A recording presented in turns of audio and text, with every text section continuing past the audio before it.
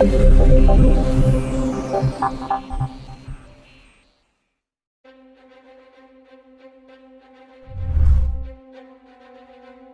well over a decade, the Marvel Cinematic Universe has brought the comic world to the big screen using state-of-the-art visual effects and elaborate stunts. Making a Marvel movie is physically demanding work for the actors and the people behind the cameras.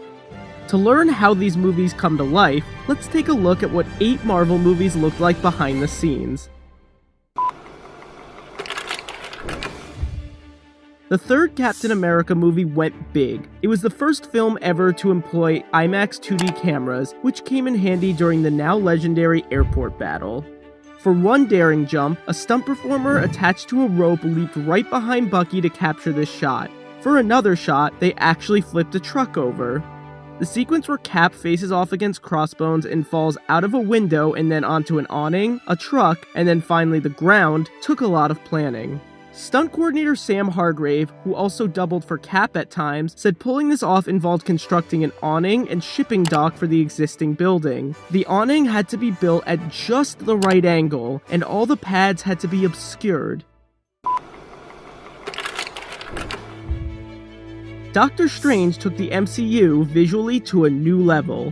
The multiverse involved intense CGI work. Framestore alone worked on 365 visual effects shots for the film, so naturally, there was a lot of green screen and empty spaces on set.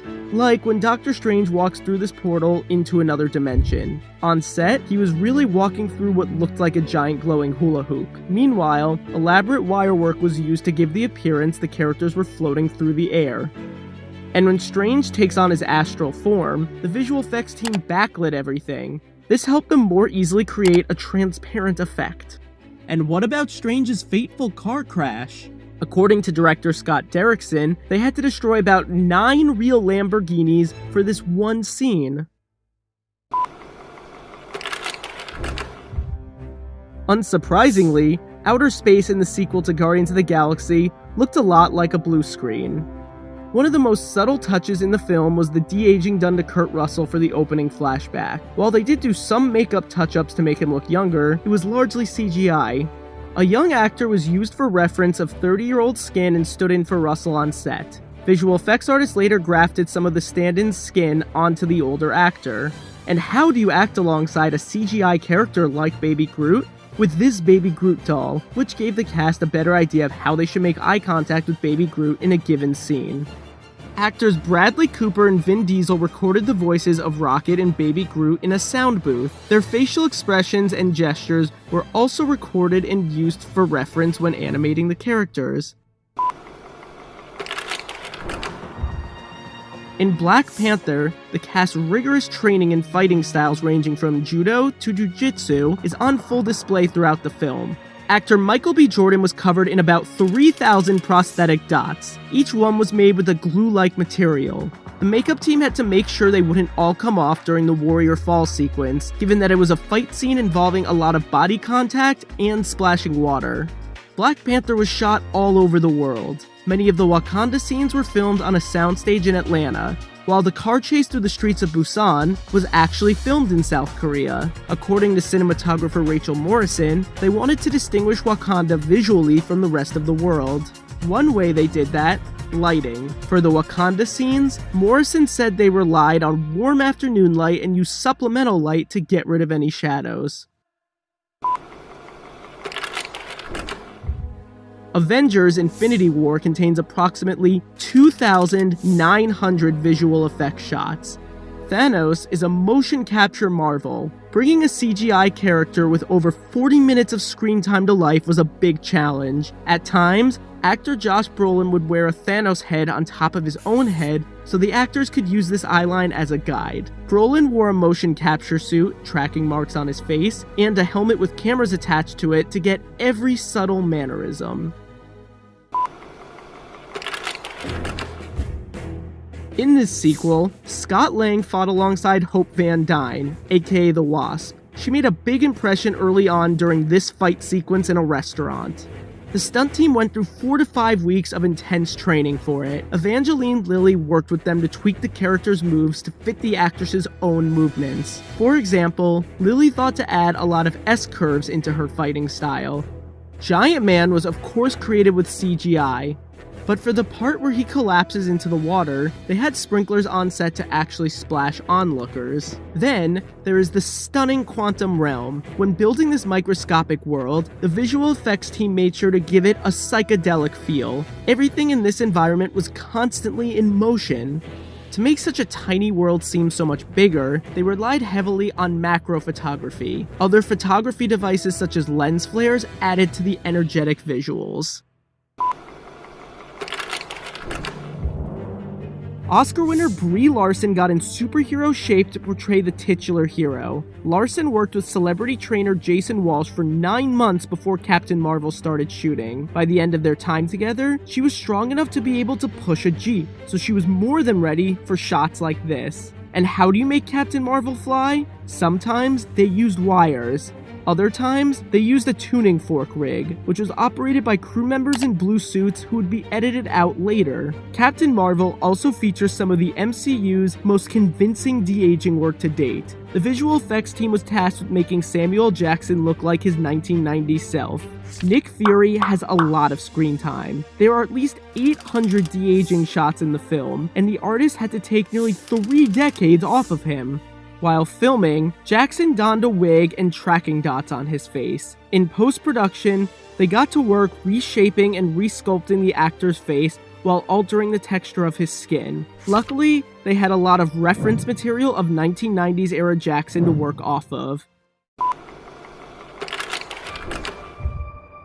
To play the updated version of Thor, chiseled star Chris Hemsworth wore a bodysuit, which he estimated weighed 60 to 70 pounds, as well as a mouthpiece that puffed out his cheeks. While the visual effects team did some touch-ups, Marvel Entertainment visual effects producer Jen Underdahl said that actually having the suit on set helped Hemsworth's performance. And for this one shot, you will notice the actors weren't actually wearing their nanotech suits on set. That is because it made more sense to create these suits largely using visual effects. Since they constantly expand and shrink, it would be hard to do that practically.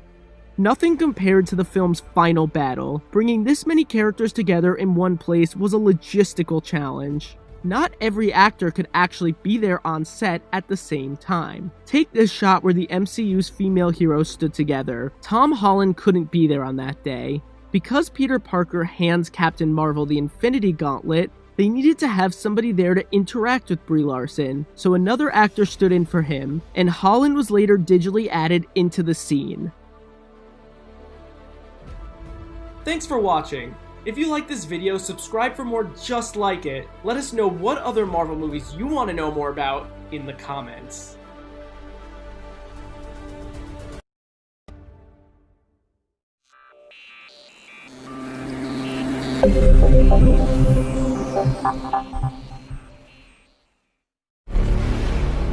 All I have for you is a word. Tenet. It'll open the right doors, some of the wrong ones too.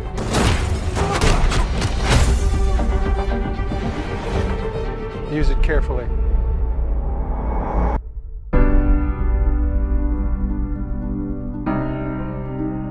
To do what I do, I need some idea of the threat we face.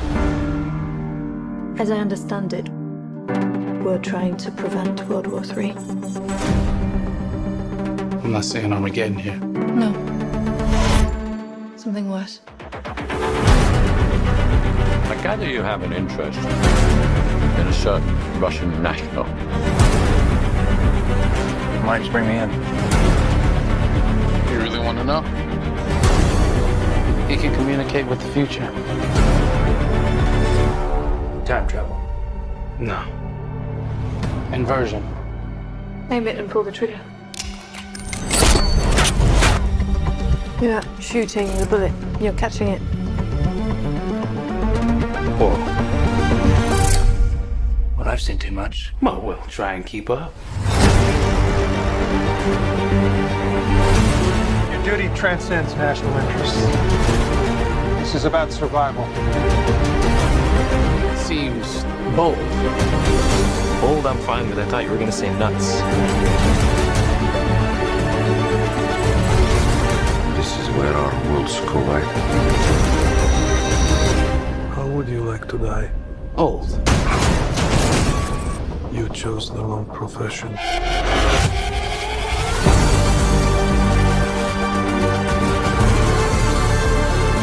Well, that from here. Hasn't happened yet. There are people in the future who need us. Who need a tenant. We need to save them here and now.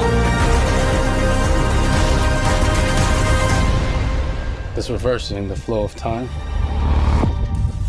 Doesn't us being here now mean it never happened? You want to crash a plane? But not from the air. No one's so dramatic. Well, how big a plane? That part is a little dramatic.